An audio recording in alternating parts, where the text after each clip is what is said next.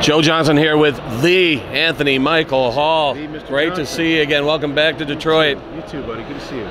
You have the most amazing IMDb page any actor would be jealous of. How did it happen at the beginning? Well, I was so fortunate and blessed, Joe. I got to work with John from the age of 15 onward. And at 16 Candles was the first film, but before that, he had actually written Vacation. So it was just in the stars, you know. It was just a gift, honest to God, that I could work with him. And he wrote those first 4 films and directed, you know, obviously the 3 that we did together.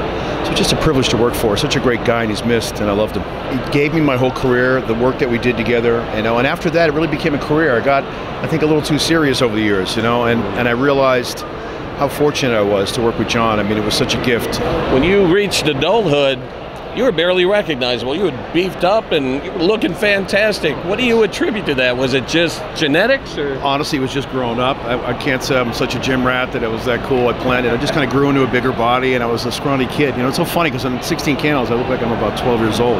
Now, we're at Comic-Con, so I have to ask you about your participation, your role in The Dark Knight. Many people consider that maybe the greatest comic book movie ever made. I think it's one of the greatest movies ever made, period. Cool. Describe your experience and what being a part of that movie means to you. Well, you know what, Joe? I was finishing The Dead Zone in Vancouver, and I felt like the luckiest guy in the world. I mean, to have a TV show that was really cool and innovative. So when I got that part, you know, it was amazing to me. Just to be a part of a Chris Nolan film.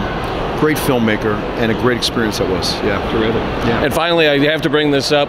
Anthony and I are co-workers, former co-workers. Yeah. We were both in a movie called 61, HBO production. Billy Crystal directed it.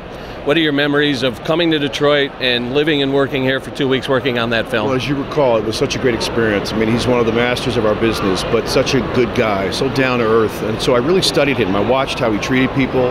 I watched how he worked as a filmmaker. I mean, if you recall, Joe, he was doing stand-up in between scenes. I mean, this guy gave it his all. So it was such a labor of love. And really a love letter to the Yankees and to Mickey Mantle, you know? Yeah. Great seeing you again. Welcome back to Detroit. Hope you're having a great show. It's been a great weekend. I just can't say enough about this town and the people, and it's all about everybody coming here and having a good time.